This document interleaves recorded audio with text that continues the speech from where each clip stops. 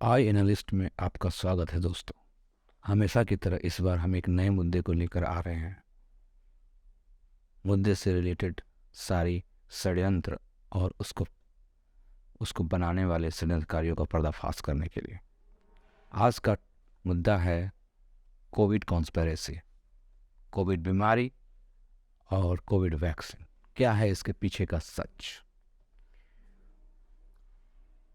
जैसा कि हम लोग जानते हैं कि ये बीमारी जो है, कोविड महामारी, सबसे पहले वुहान में शुरू हुई। लेकिन ये बात कि वुहान में शुरू हुई है, ये हमें किसने बताया? ये चाइना ने नहीं बताया, ना ही वुहान ने बताया। ये बात बताई गई है WHO के द्वारा। फर्स्ट टाइम WHO ने अनाउंस किया था, और उस समय WHO के डायरेक्टर जनरल थे टेड्रास एथनोन घेब्रेयेसस। और WHO ने हमें बताया है कि वुहान में ऐसा ऐसा ऐसा कुछ हुआ है। इसके पहले कोई नहीं जानता था कि चाइना में क्या हुआ, वुहान में क्या हुआ। अब WHO के बारे में थोड़ा जानने का कोशिश करते हैं। WHO के इंटरनल स्ट्रक्चर को समझने के लिए एक छोटा सा एग्जांपल लेते हैं। ये जो डायरेक्टर जनरल है टेड्रास एथनोन घेब्रेयेसस, या यूँ कहिए कि आप एक पपेट है किसी सीक्रेट ऑर्गेनाइजेशन का। ये इसके ठीक पहले जो डायरेक्टर जनरल थे, वो 11 साल तक लगातार डायरेक्टर जनरल रहे। उनका नाम था मार्गरेट चेन, 2006 से 2017 तक। उसके पहले एंडिस नॉर्ड स्ट्रॉन्ग सिर्फ 5 माह तक ही रहे, 22 मई 2006 से 8 नवंबर 2006 तक। आप इनके अपॉइंटमेंट की अनियमितता की एक झलक देख सकते हैं। कोई 5 महीने रहता है, कोई 11 साल रहता है। ऐसा शुरू से ही लग रहा था कि कुछ बड़ा पक रहा है, कुछ फिट करने की कोशिश की जा रही है किसी बहुत बड़े षड्यंत्र में। अब इस षड्यंत्र पे डायरेक्ट फोकस करने से पहले इसको समझने के लिए मैं आपको अपने गांव चंपारण में ले चलता हूं। नेपाल के बॉर्डर पर स्थित एक जिला है बिहार में, चंपारण। इसको समझना इसलिए भी ज़रूरी है क्योंकि ये हमारी आपकी सबकी समस्या बन चुकी है।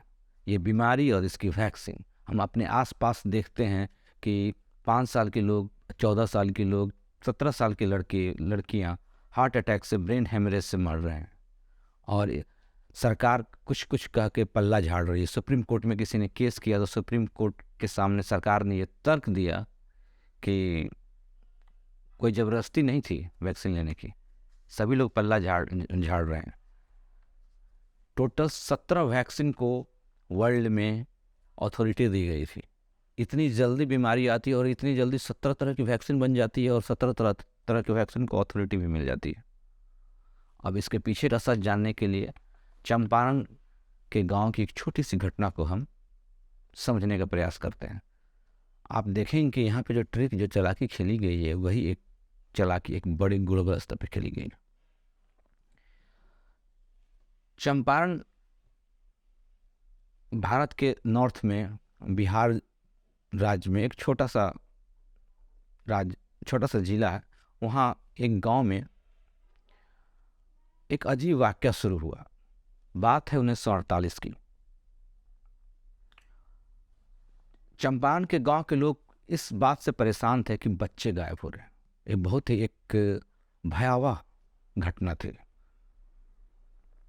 रात खौफ में डूब जाती थी और दिन भर लोग इसकी चर्चा करते रहते थे। तभी अचानक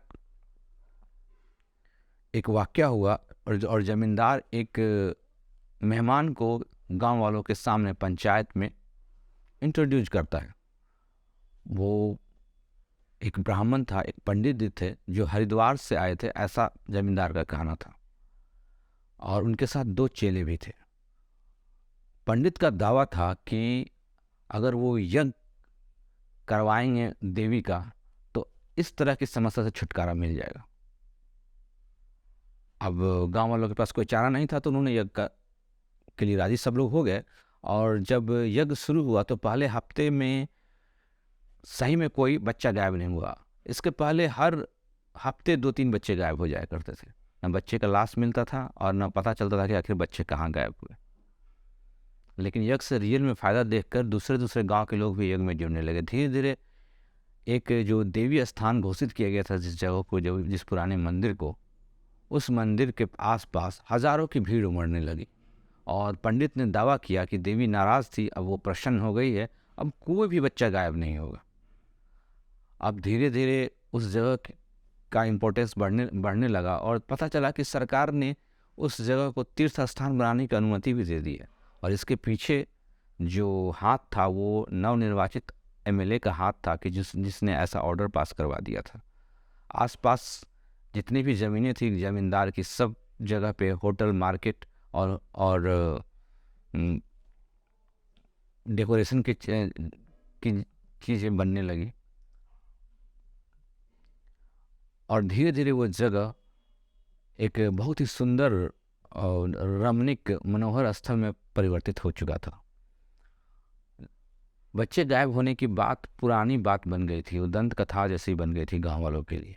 लेकिन इसी बीच एक क्रांतिकारी पत्रकार जो नया नया था, राम सियासन प्रसाद, उसने अखबार में मंदिर के खिलाफ, उस पंडित के खिलाफ, उसके दोनों चेले के खिलाफ और उस तीनों को बुलाने वाले जमींदार के खिलाफ ये लिखना शुरू किया कि ये पंडित और जमींदार की मिलीजुली साजिश थी और ये पंडित और उसके चेले और कोई नहीं बल्कि बनारस से भागे हुए लुटेरे हैं जो हरिद्वार में काफ़ी दिनों तक अंडरग्राउंड रहे और भाग के ज़मींदार के पास आए हैं। ज़मींदार के कहने पे लोग डकैती करते हैं और ज़मींदार के कहने पे ही ये लोग बच्चे गायब करते थे और ज़मींदार ने अपनी ज़मीन की कीमत बढ़ाने के लिए, पैसा का नया सोर्स बनाने के लिए इस तरह का खेल रचा है और आसपास की ज़मीनों में होटल, दुकानें बनाकर पैसा का नया सोर्स बना लिया है।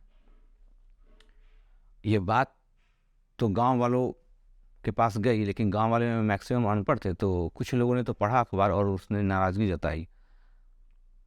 कुछ दिनों बाद जिस रात बहुत भयानक आंधी आई थी, सुबह सुबह गांव वालों ने देखा कि देवी स्थान के एक पेड़ के डाली से पत्रकार राम सियासन प्रसाद की लाश चिपकी हुई है। ऐसा लगता था कि देवी का प्रकोप है। डाली की नुकीली सिराएं पत्रकार के पेट में धंसी हुई थी और उसकी लाश लटकी हुई थी।